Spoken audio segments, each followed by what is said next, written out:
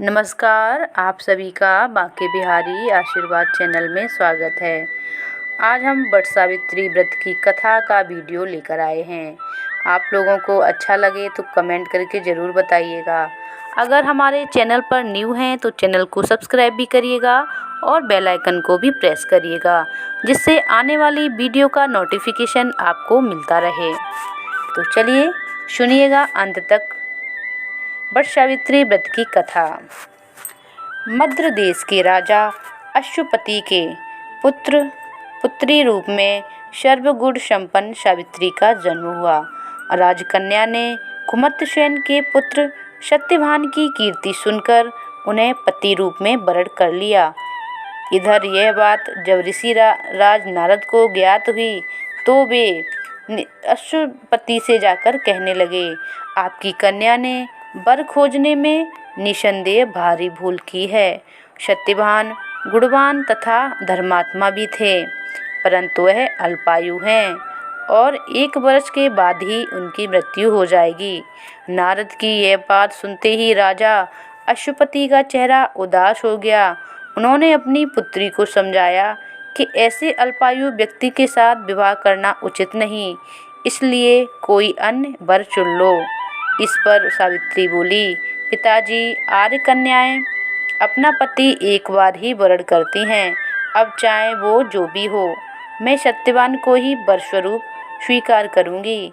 सावित्री ने नारद जी से सत्यवान की मृत्यु का समय मालूम कर लिया था। अंततः उन दोनों का विवाह हो गया। वह ससुराल पहुंचते ही सास ससुर की सेवा में रात दिन रहने लगी। समय बदला। ससुर का बल क्षीण होता हुआ देख शत्रुओं ने राज छीन लिया। नारद का वचन सावित्री को दिन प्रतिदिन अधीर करता रहा। उसने पति की मृत्यु का दिन नज़दीक आने से 3 दिन पूर्व ही उपवास शुरू कर दिया। नारद द्वारा कथित निश्चित तिथि पर पितरों का पूजन किया। नित्य की भांति उसी दिन भी सत्यवान अपने उसी समय लकड़ी काटने के लिए जब चला तो सावित्री भी सास ससुर की आज्ञा लेकर चलने को तैयार हो गईं। सत्यवान वन में पहुंचकर लकड़ी काटने के लिए वृक्ष पर चढ़ा।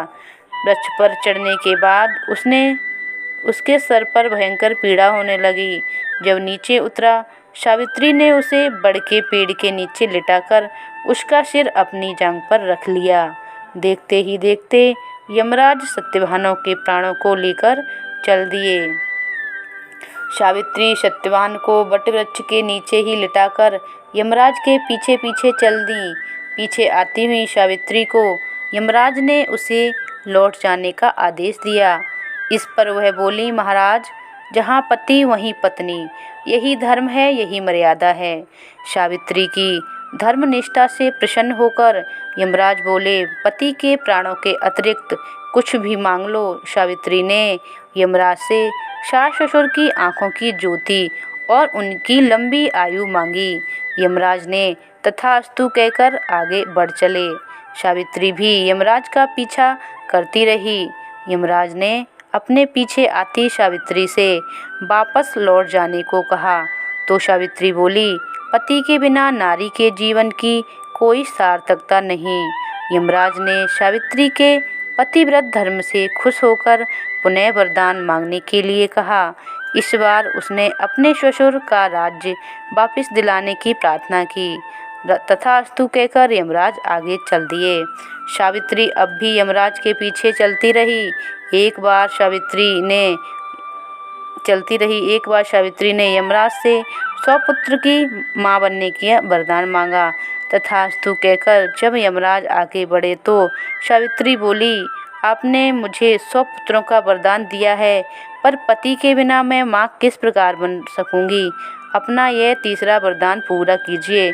सावित्री की धर्मनिष्ठा, ज्ञान, विवेक तथा पतिव्रत धर्म की बात जानकर यमराज ने सत्यवान के प्राणों को अपने पास से स्वतंत्र कर दिया। सावित्री सत्यवान के प्राण को लेकर वट वृक्ष के नीचे पहुंची, जहां सत्यवान का मृत शरीर पड़ा था। सावित्री ने वट वृक्ष की परिक्रमा की तो सत्यवान जीवित हो गए। प्रसन्नचित्त सावित्री अपने ससुर के पास पहुंची तो उन्हें नेत्र ज्योति प्राप्त हो गई। इसके बाद उनका खोया हुआ राज भी वापस मिल गया। तभी से वट वृक्ष की पूजा की जाती है। वट देवता जैसे सावित्री का स्वाग दिया, वैसे हम सब बहनों को स्वाग देना। जय हो सावित्री मैया, जय हो वट सावित्री मैया। सभी की मनोकामना पूरी करें, सबको सुहागिन रखें।